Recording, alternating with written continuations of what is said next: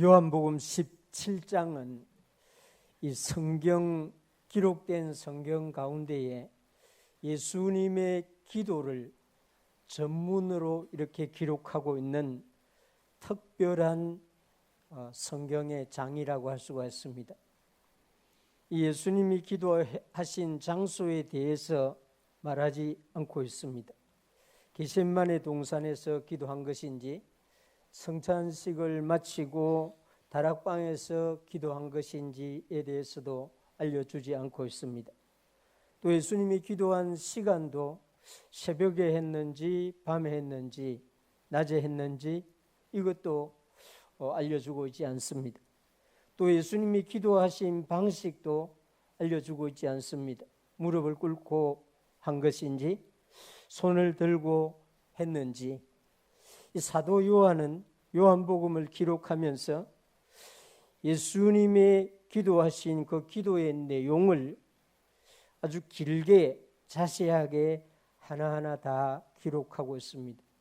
신비로운 것은 이 요한이 예수님이 기도할 때에 아마 옆에서 이 속기사처럼 기록해 놓지 않았을 터인데도 불구하고 또 이 요한복음은 이 요한이 말년에 나이 많아서 기록했다고 하는데 예수님이 오래전에 했던 기도 내용을 다 기억하고 자세하게 기록하고 있다는 것이 너무나 놀랍고 신비합니다. 성령님의 특별한 섭리라고 할 수가 있죠. 세월이 많이 지나도 그 모든 것이 우리 기억 속에서 이렇게 숨겨져 있다 해도 성령님이 어느 날 그 기억 속에 들어있는 모든 자료를 끄집어내시면은 하나도 틀리지 아니하고 1.1획도 잘못되지 아니하고 다 기록할 수 있다는 것을 요한복음 17장이 우리에게 알려주고 있는 중요한 비밀입니다. 예수님이 나를 위해서 기도했다고 생각하면서 이 17장을 읽게 되면은 예수님이 나를 위해서는 어떤 기도를 했을까? 그런 궁금증을 가지고 이 말씀에 접근할 수 있게 될 것입니다. 오늘 우리는 예수님이 이 세상으로 보낸 사람들, 예수님의 제자들, 예수님을 믿는 모든 사람들, 우리까지 포함해서 기도하고 있는 이 말씀을 함께 나누게 되는데, 이 말씀을 나눌 때 이 말씀이 여러분 개인에게 우리 주님이 하신 기도라는 그런 생각으로 말씀을 받는 은혜가 있기를 주님의 이름으로 축원합니다. 예수님의 기도 중에 이 세상으로 보냄을 받은 사람, 이 사람들에게 주님이 예수님의 기쁨을 주려고, 예수님의 기쁨을 이미 주었고 또 주고 있고 앞으로도 가지게 하려고 하는 그런 기도를 하고 있다는 것을 알 수가 있습니다. 이 13절의 말씀이 예수님이 기도하면서 이렇게 말합니다.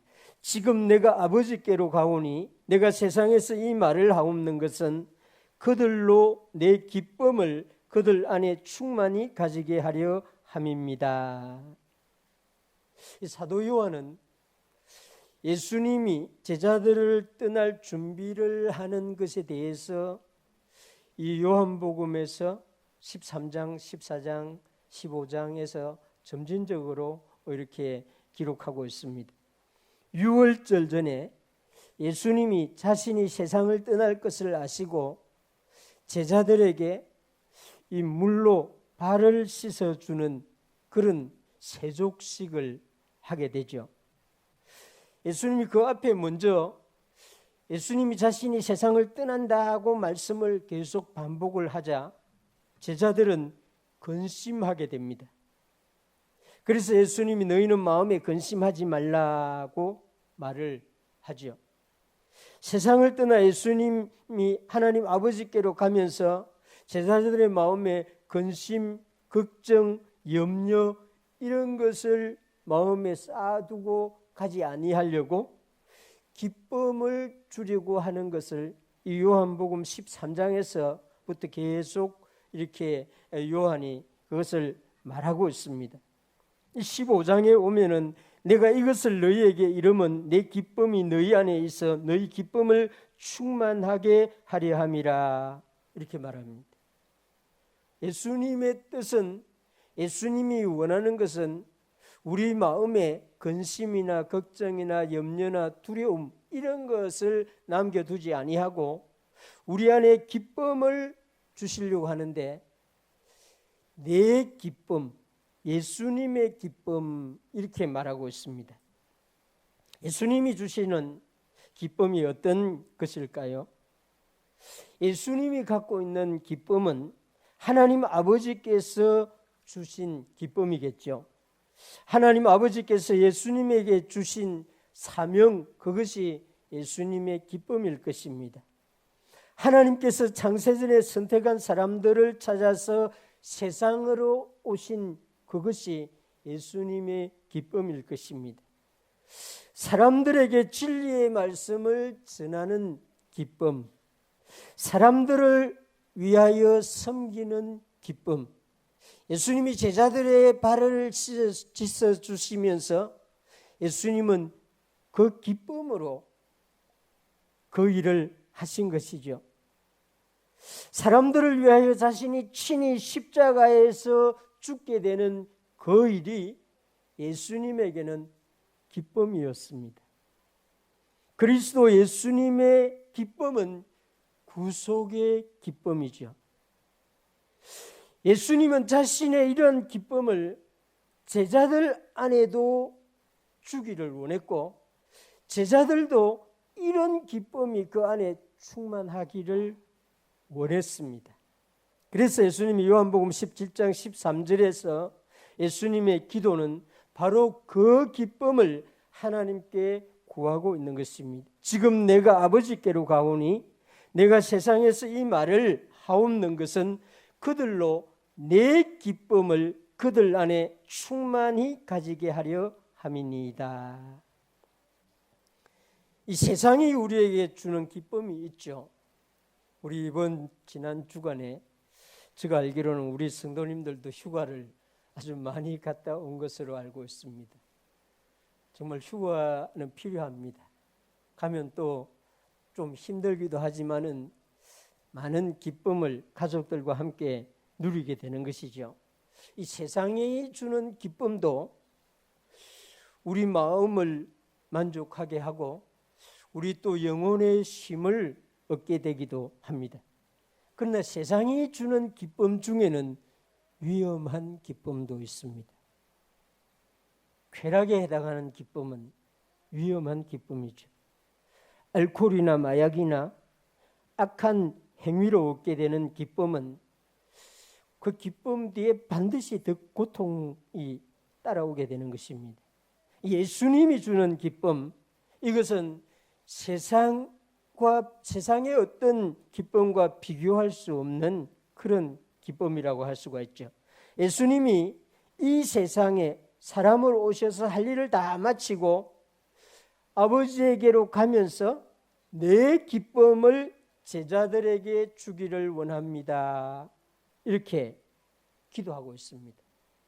사실은 예수님의 제자들은 그때까지 예수님의 기쁨을 이해하지 못했습니다.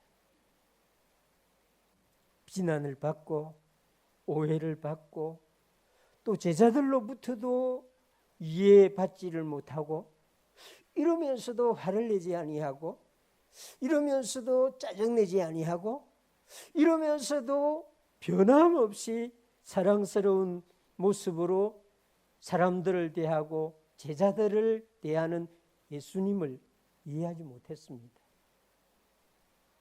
사실 그 마음속에, 예수님의 그 마음속에는 기쁨이 충만했죠. 십자가에 달리시는 예수님을 제자들은 이해를 못했습니다. 고통당하신다 이렇게 생각했죠.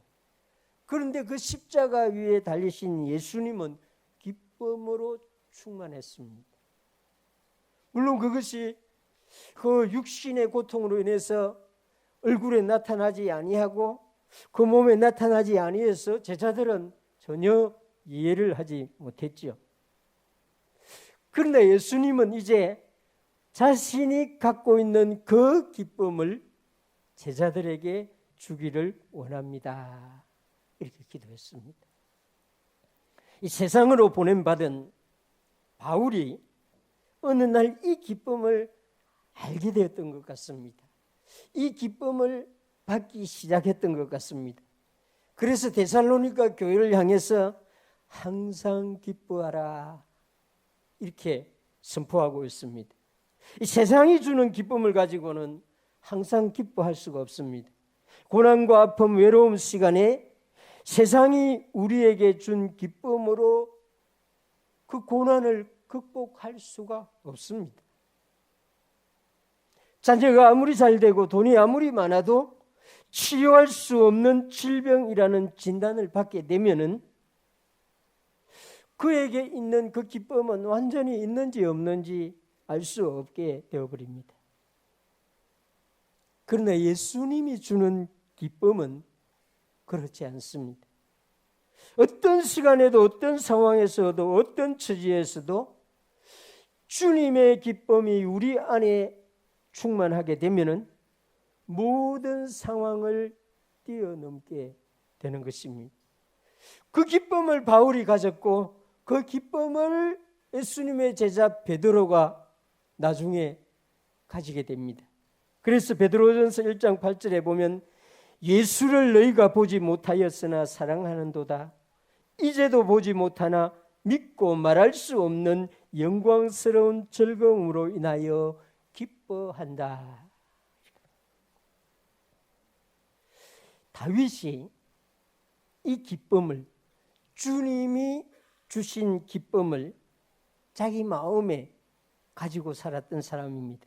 시편 4편 7절에 보면 주께서 내 마음에 두신 기쁨으로 인하여 이렇게 말합니다. 하나님 아버지는, 우리 주 예수님은 우리 안에, 우리 마음에 기쁨을 두시기를 원하시는 분입니다. 믿을 수 있기를 바랍니다. 예수님은 그 기쁨을 특별히 세상에 보냄을 받는 사람에게 주시는데 말씀을 통하여 주십니다.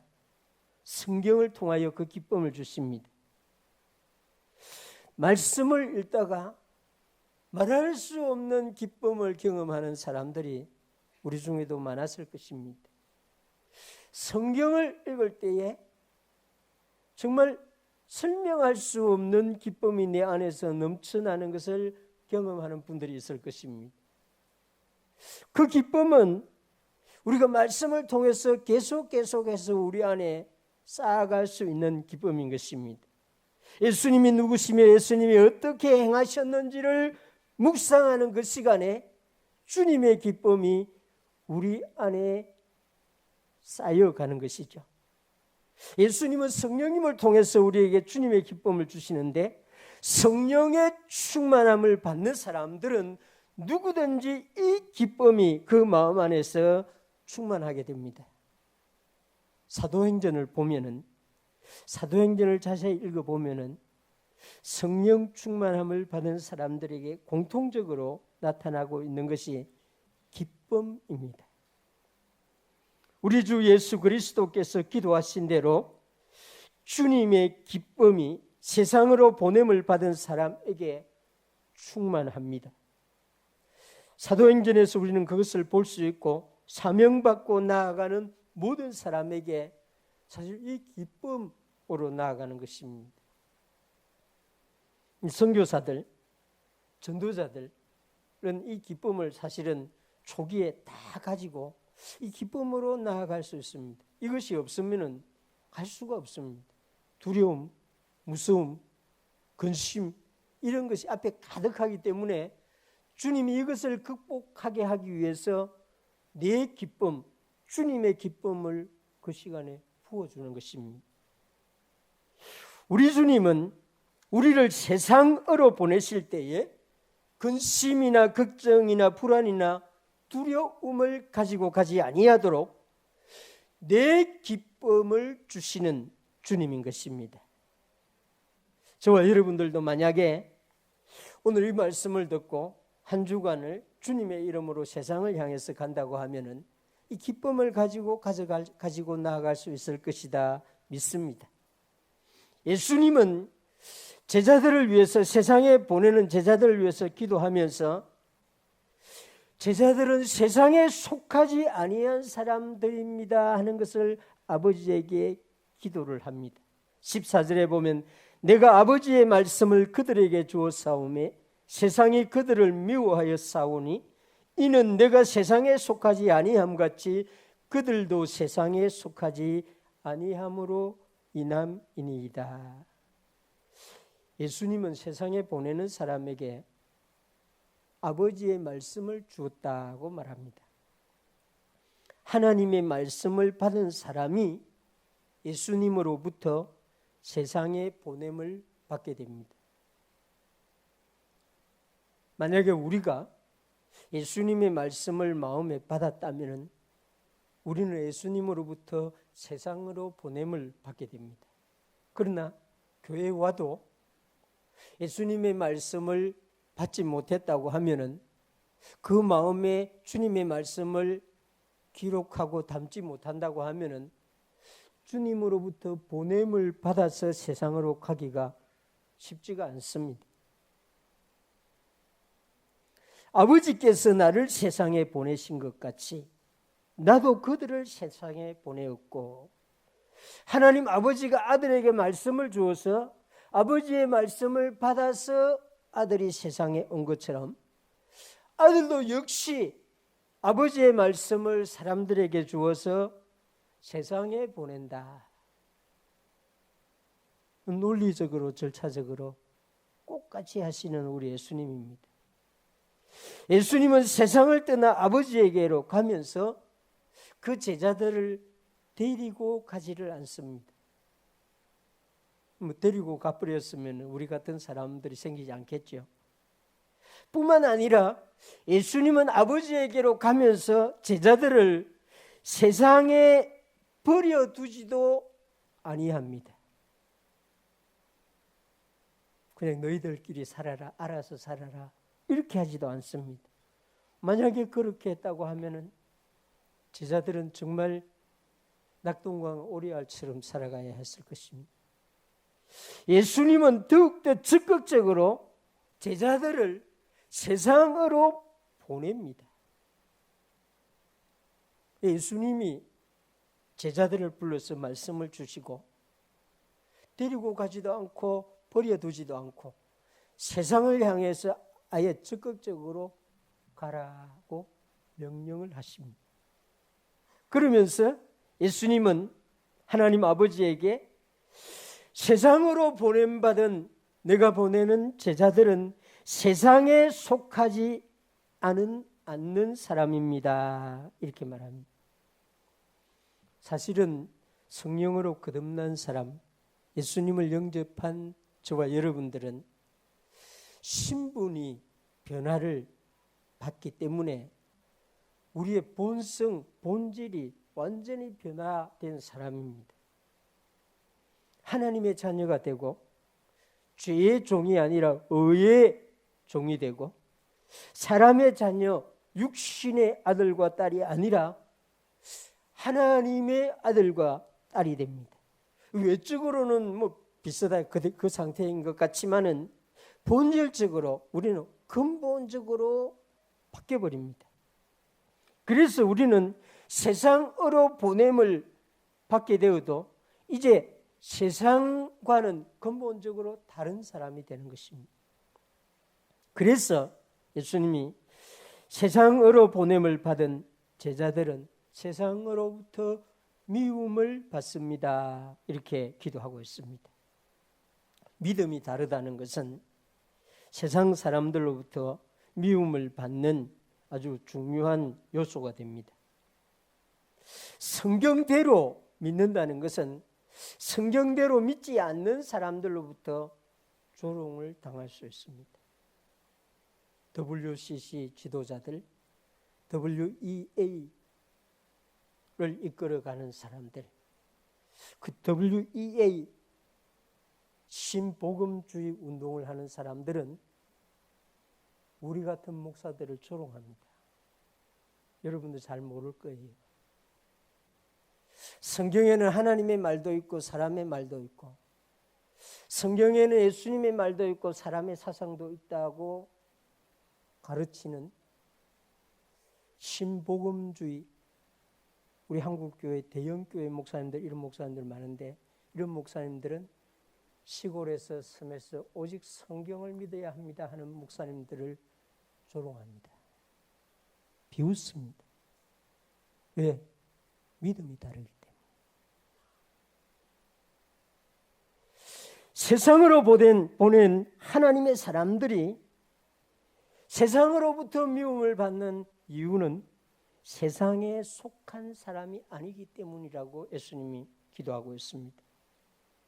어떤 공동체에 들어가면은 그 공동체에 속한 사람이 되어야 하죠. 우리 교회에 왔으면은 우리 교회에 속한 사람이 되는 것이 정상입니다. 예수님께 속한 사람은 예수님께 붙어 있는 사람이 되어야 정상이죠. 그런데 예수님께 속한 사람이, 예수님께 보냄을 받은 사람이 세상에 가도 세상에 속한 사람이 되지를 못합니다. 그래서 세상은 처음에는 자기들과 같은가 이렇게 생각하다가 점점 자세히 보니까 자기와 다른 사람이라는 걸 알게 되고 미워하게 되는 것입니다. 이 등산 동호회에 속한 사람이 산을 좋아해야 되는데 산에 올라가면서도 계속 강을 이야기하고 바다를 이야기하고 이렇게 하면은 계속 그러면 그 등산 동호회에 속한 사람들이 나중에는 짜증을 낼 거예요. 산을 좋아하는 사람들은 산을 이야기하고 산에 대한 그 신비로움을 나누면서 교제를 해야 되는데 산에 올라가면서도 바다를 이야기하고 뭐 이러면은 안 되는 거죠.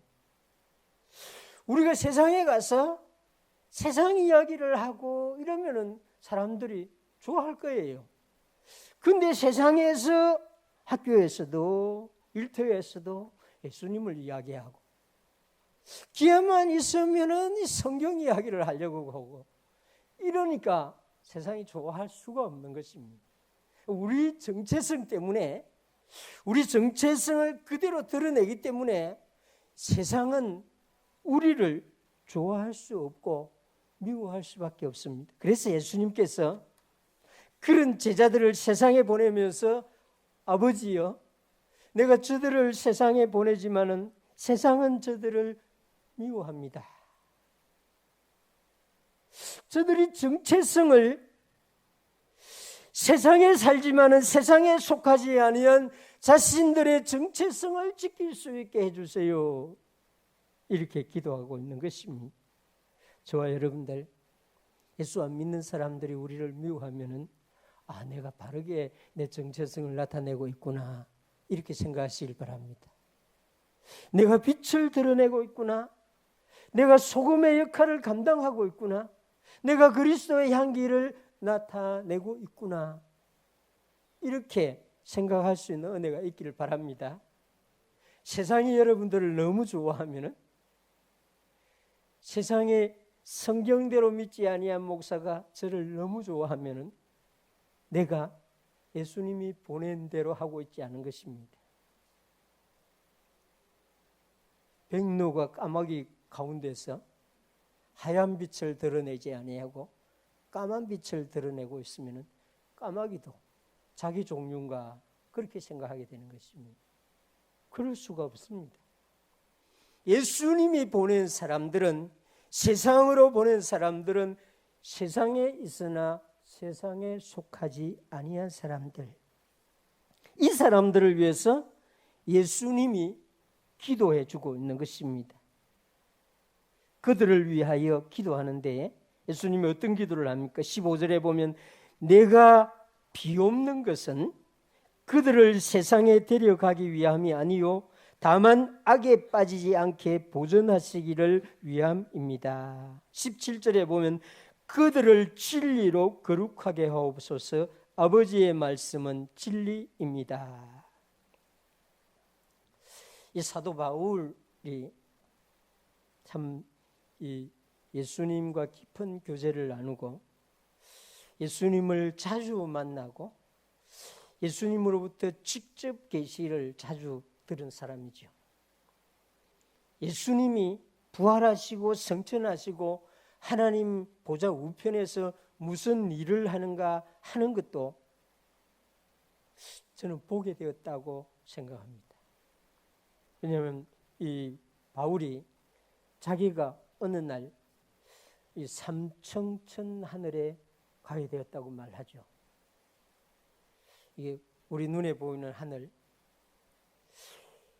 이 우주의 끝, 그 다음에 어떤 곳에 바울이 가게 되는데 그것은 내가 여러분에게 말하기 어렵다 이렇게 말합니다. 저는 그곳에서 바울이 예수님이 무슨 일을 하고 있는지를 본 것 같다는 그런 생각이 듭니다. 그래서 바울이 로마 교회에 편지를 보내면서 누가 정죄하리요? 죽으실 뿐만 아니라 살아나신 이는 그리스도 예수니 그는 하나님 우편에 계신 자요 우리를 위하여 간구하시는 자신이라. 하나님 우편에서 우리를 위하여 기도하고 있다 보고 알게 된 사람이 증언해 주는 것입니다. 누군가가 나를 위하여 기도해 준다는 생각을 여러분들 자주 하시길 바랍니다. 누군가가 이 새벽에 나를 위하여 기도하고 있다. 저는 자라오면서 이 생각을 자주 했습니다. 왜냐하면 새벽마다 어머니가 나가면서 찬송을 불러서 아이들을 다 깨워놓고 나가요. 새벽 기도 나갈 때 그냥 조용히 나오면 되는데 찬송을 불러요. 그러면 우리 다 깨어나잖아요. 우리는 뭐 일어나지 않고 새벽 기도 안 가니까 또 잡니다. 돌아오면서 또 찬송을 해요. 깨어나요. 그러면서 어느 날 깨어나고 잠이 안 올 때 나는 기도 안 하는데 어머니가 지금 예배당에 가서 기도하고 있구나. 어머니께서 나를 위해서 일어나지 못하고 있는, 기도하지 못하고 있는 아들, 딸들을 위해서 기도하고 있구나. 이 마음이 정말 위로가 되고 힘이 되고 그렇습니다. 성도님들이 목회자를 위해서 기도하고 있다는 이런 생각이 제가 어느 멀리 선교지에 가서 강의를 할 때나 집회를 할 때 이런 생각이 들면은 정말 힘이 납니다. 이 성령님이 주시는 마음인데 뭐 저거 기도 이 시간을 보잖아요. 거기 가도 한국 시간을 봅니다. 이 시간에 우리 새벽 기도를 하겠구나. 우리 집사님, 권사님 누가 와서 장로님 누가 와서 또 그 자리에 앉아서 기도하겠구나. 목회자를 위해서 기도하겠구나. 그런 생각이 들면 그날은 강의에 굉장히 힘이 납니다. 목회자가 여러분들을 위하여 기도하고 있다는 생각을 여러분 어디 가면 좀 하시기 바랍니다. 새벽 4시에 여러분의 담임 목사가 예배실에 나와서 나를 위하여 기도하고 있다. 실제로 합니다. 그런 생각을 좀 하시기 바랍니다. 그럼 성령님이 여러분에게 힘 주실 것입니다. 누군가가 나를 위하여 기도하고 있다는 그런 생각을 하게 되면은 정말 내 영혼에 힘이 생겨납니다. 근데 사람들이 기도한다는 그것만 해도 용기가 나고 힘이 나는데 예수님이 나를 위해서 기도하고 있다. 이런 생각을 하게 되면은 어떻겠습니까? 주님이 하나님 보좌 우편에서 아버지를 향해서 바울 자신을 위해서 지금 억울하게 도망을 가고 있는, 감옥에 갇혀 있는 자기를 위해서 하나님 보좌 우편에서 나를 위하여 기도하고 있다는 생각을 바울이 하고 다시 일어나고 한 것이죠. 그렇습니다.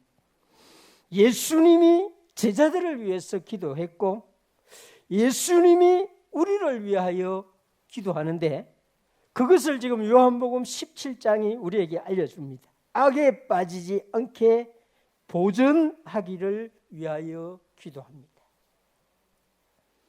진리로 거룩하게 되기를 기도합니다. 우리가 넘어질 때가 얼마나 많습니까? 시험에 들 때가 얼마나 많아요. 악과 함께 손을 잡을 때가, 그게 악인지도 모르고 손을 잡을 때가 얼마나 많습니까?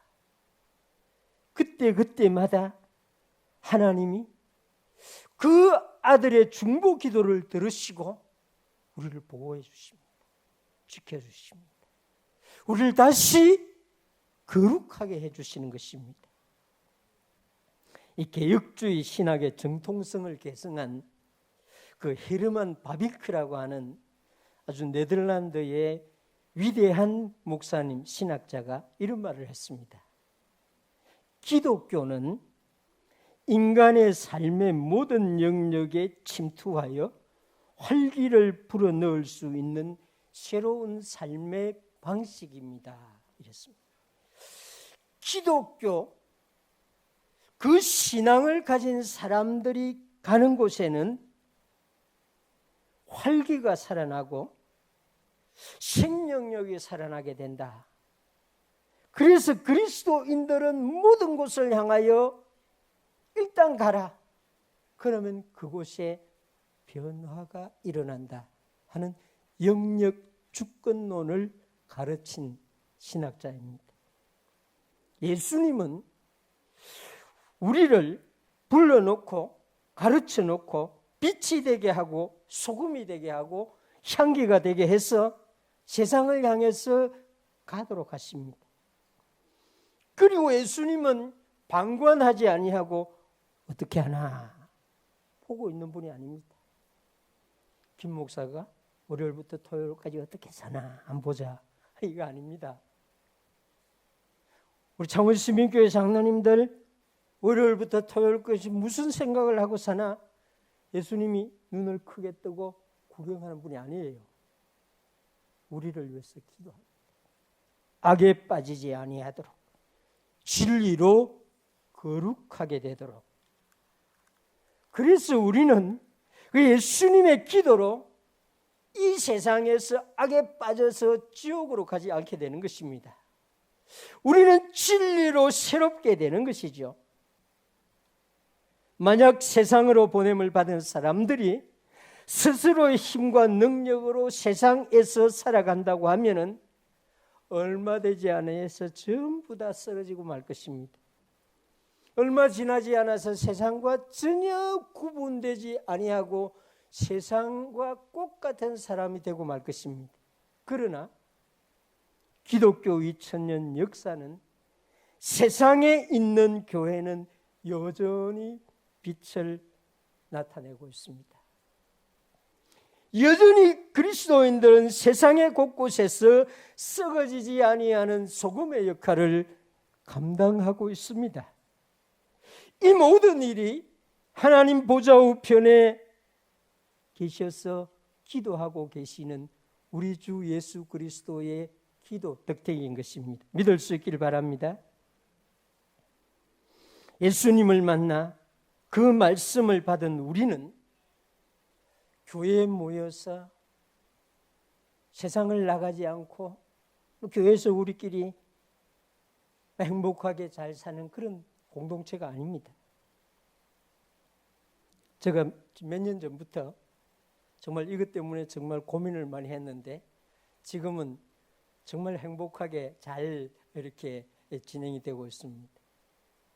우리 주일학교 아이들이 일주일에 1시간 9시에서 10시 그리고 그 뒤에는 11시에서 12시 1시간 교회에 보내고 일주일 내내 세상에서 살아가는 그 모습을 보면서 교회에서 좀 더 오래 있게 해야 되겠다, 그런 생각을 하게 되었습니다. 저 어릴 때는 우리는 수시로 교회에 살았잖아요. 그래서 11시부터 오후 3시까지 주일학교 아이들을 우리 교회에 있게 하자, 그래서 체계를 바꾸었습니다. 그러다 감사하게도 지난해부터는 토요일도 이렇게 이 교회에 아이들이 이 교회에 와서 놀도록 하자. 정말 얼마나 힘든 일인지 모르고 했는지 모르겠지만은 그 일이 지금 잘 진행되고 있습니다. 어제는 정말 그런 생각까지 듭니다. 하나님이 우리 교회에 에어컨 시스템을 얼마나 좋게 만들어가지고 정말 이 더운 여름에 아이들이 그냥 이 교회에 오면은 전부 다 시원한 곳이 있으니까 실컷 놀다가 토요일 가도록. 그래서 어찌하든지 주님이 더 많은 시간 동안 이 교회 예배당 안에서 아이들이 놀고 뛰놀고 하게 하다가 세상으로 보내는 것이 아닌가. 그래서 전에보다 더 우리 주일학교 아이들은 학교에서 집에서 좀 더 빛을 발할 수 있을 것이다, 그런 생각이 듭니다.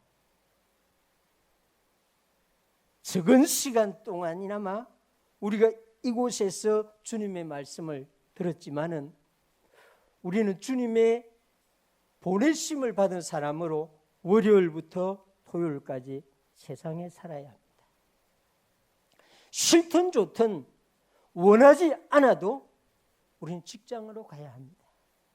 예수 믿지 않는 사람들 텀으로 들어가야 합니다. 이 일을 제일 잘 못하는 사람이 여러분의 담임 목사입니다.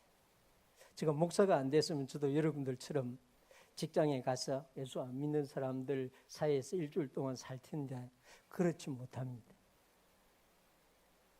그래서 가능한 일이 업무가 주어지면 은행에 가거나 무슨 어디 관공서에 가거나 업무를 보러 가면은 나와 대화를 하는 사람이 예수님을 믿는 사람인지 안 믿는 사람인지를 확인하려고 아주 신경을 씁니다.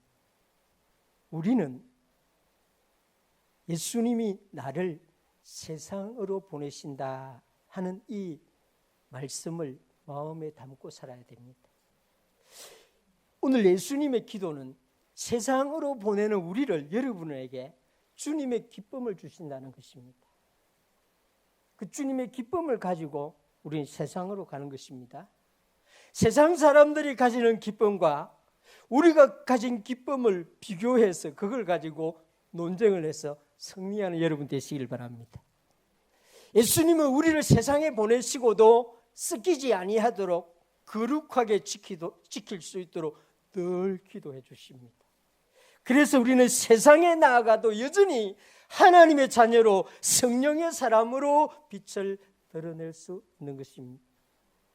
주님은 이런 제자들을 위해서 기도하셨고 이런 우리를 위하여서 기도했습니다. 지금도 하나님 보좌 우편에서 우리를 위하여 기도하는데 우리가 세상을 향하여 나아갈 때에 주님은 더욱더 간절하게 아버지 앞에 기도할 것이다, 그렇게 생각됩니다. 우리 한 주간 동안 또 덥고 어려운 한 주간 동안 살아갈 때에도 주님이 주신 기쁨으로, 주님이 나를 위해서 기도한다는 마음으로 살아가면서 승리하는 여러분 되시기를 주님의 이름으로 축원합니다.